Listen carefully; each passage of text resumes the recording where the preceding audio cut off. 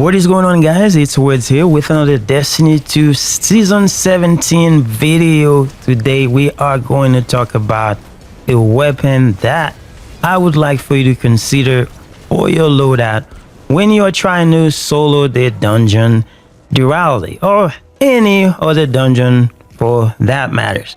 Now, the weapon in question is no more than the Without Remorse. It is a seasonal weapon that comes with Season 17. You can get this by doing the containment activity, the new activity for Season 17, but you can also craft it. So if you are interested in crafting this weapon, you need to go to the Crown of Sorrow artifact, and then you need to focus the weapon right here. So you require 5 borders to be able to craft it. So if we go to the Triumphs, and we go to the patterns and catalyst, and you can see when you go to the special weapon shotguns, and then you can see Without Remorse right here, it requires 5 red borders patterns for you to be able to craft it. And to be able to craft it, you also need to make sure you unlock this upgrade right here, focusing deep side. It says the first opulent or haunted weapon you focus each week will be deep side modded. So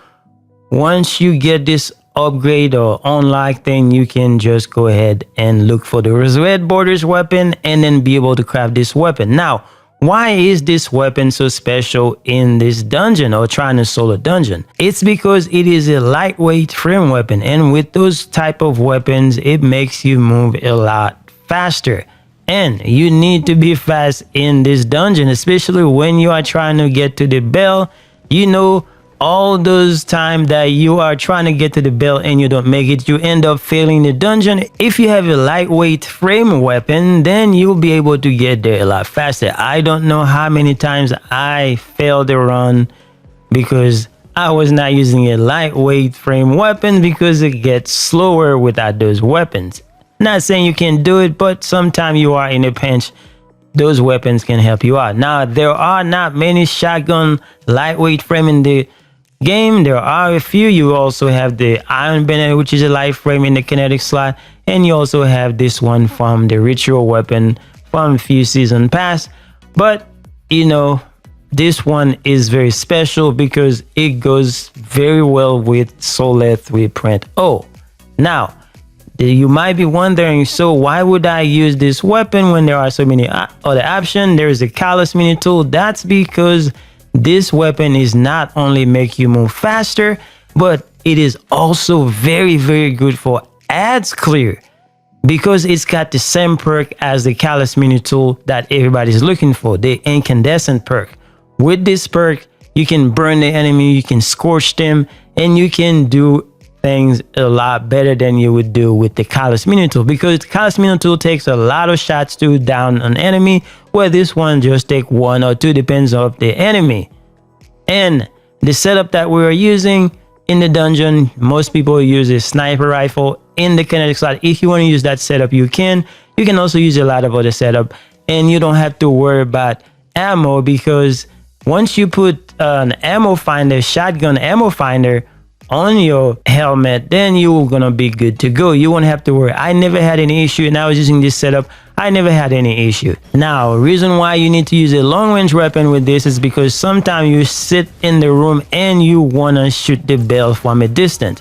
Other time, the time that you require to be close to the bell to shoot it, this is where this one comes into play, because you can run very fast and then get to the bell and shoot it and take you to the other well.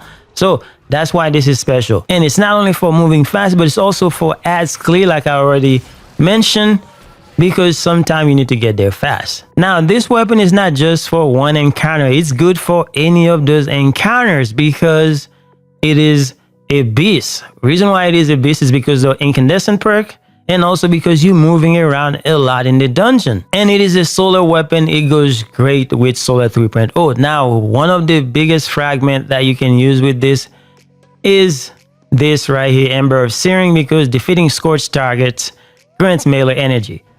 You're gonna scorch things all over the place, and you're gonna explode things all over the place. It is a very, very good weapon for this dungeon, or any other dungeon for that matter. So You can use this setup in the dungeon in your solo run and you should be good to go. Now, just when you think that's all there is to it, that's not all.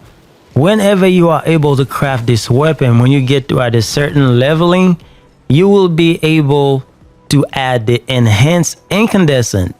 This perk will make this a beast for any content that you're doing in the game where you want to one-shot enemies and stuff like that. Guys, I'm telling you this because I try so many weapons combination trying to do this dungeon solo, and some of my best run was with this weapon right here. That's why I recommend you give this weapon a try. Just go out there, play the containment, and get those red borders and craft this weapon, and you will thank me later. Anyway, guys, that's all I have to say. Thank you guys for watching. I will talk to you guys later.